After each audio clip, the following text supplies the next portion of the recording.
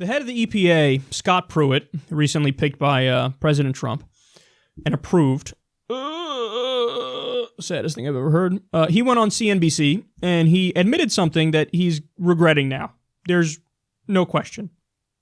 So apparently he doesn't even know the most basic scientific information.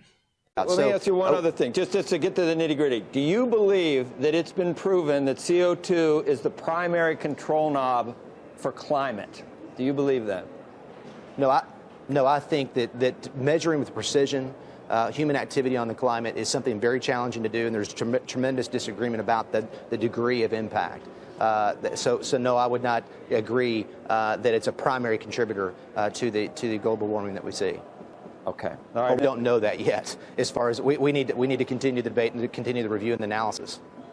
I agree. When I hear the science is settled, it's like I never heard that science actually gotten to a point where it was. That's the whole point of science, is that you keep asking questions. Yeah, that's the whole point of science. You keep asking questions, which is why today there's still a very powerful and vibrant debate going on about the flat Earth theory versus the spherical Earth theory. I mean, it's still, look, the scientific community, are you saying there's a consensus? I don't think there's a consensus. I didn't ever see a consensus. I mean, there's some scientists who say that's not the case, so maybe we should take time and talk about those scientists, and maybe you're just being closed-minded, and maybe you're being unscientific by saying that the world is not flat. You know, hey, what about the reproduction theory versus the stork theory? I mean, look, sure, science may have come to some conclusions, but does science ever really come to some conclusions? I mean, this is what science is about, is to be open-minded and questioning and, never come to any conclusions because I'm an idiot fucking relativist bobblehead CNBC host who doesn't know my ass from my elbow. Shut the fuck up.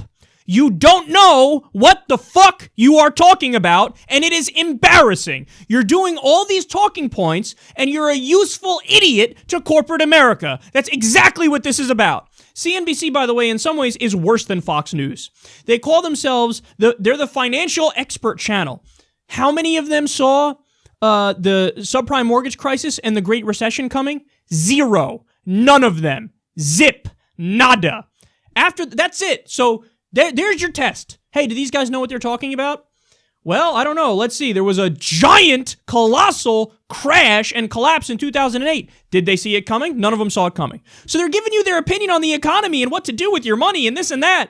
And they didn't see the most obvious thing coming. I saw it coming, and my formal training isn't in economics. It's in political science, but it's easy to see it was a bubble. There was one guy who was a guest, Peter Schiff, who's a libertarian guy. He went on there, and he's always said, it's coming, the crash is coming, and they would all laugh at him. All the CNBC hosts, sour grapes, I must say.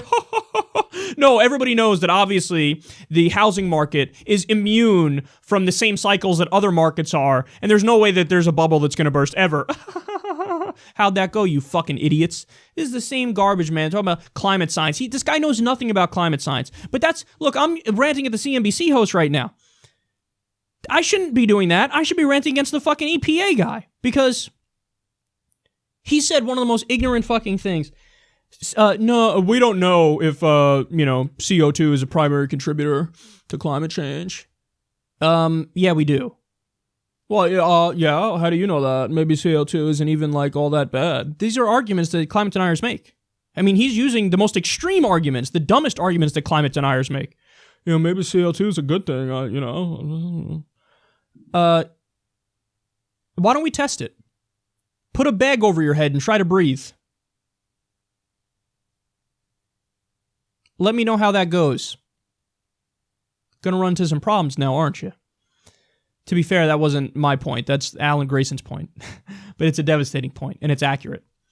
Look, they don't even try to learn about what's happening with climate science. And by the way, this idea, still a debate. Why don't we go ahead and take a look at what a geochemist put together here. This is what's called a meta-analysis in the scientific community.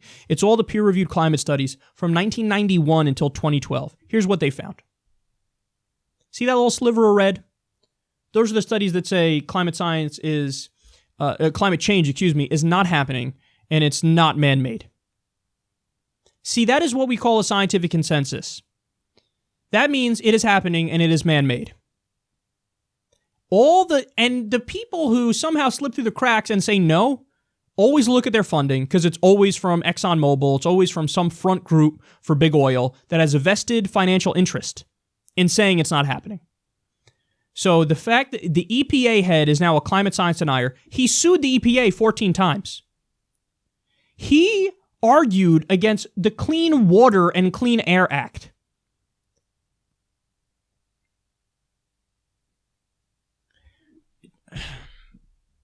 We are in such a bad place. I mean, we're at a point in history where we need to like radically move away from fossil fuels and get to a full renewable green economy with green technology and renewable energy by in 10 years.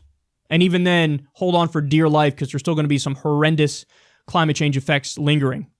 But we have people in charge who don't even acknowledge the problem.